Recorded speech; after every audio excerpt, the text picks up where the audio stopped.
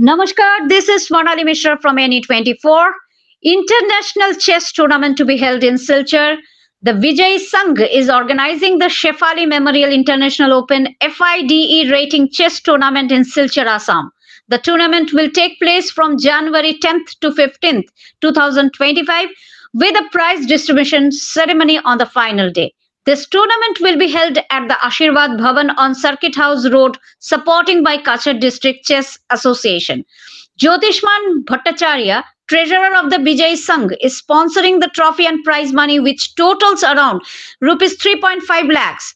The estimated cost of the tournament is around rupees 5.5 to rupees 6 lakhs.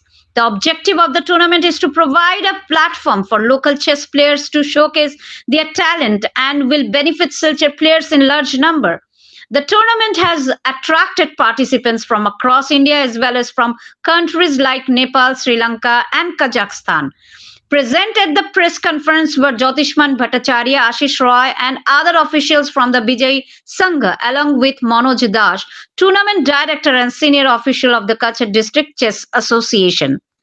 You can watch us on NE24 channel and get more news on our YouTube channel NE24. Subscribe to our YouTube channel and follow us on Facebook to stay connected with us.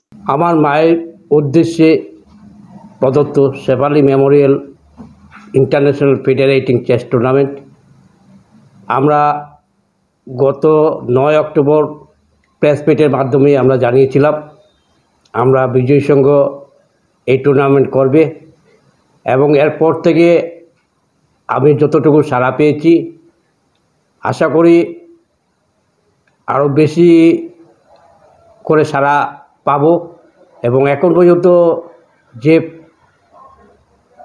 অবস্থা আছে প্রায় 150 জন player আমাদের already নথিভুক্ত হয়ে গেছে। আমি আশা করি আমার মায়ের আশীর্বাদে 300 আমরা ক্রস করতে পারবো।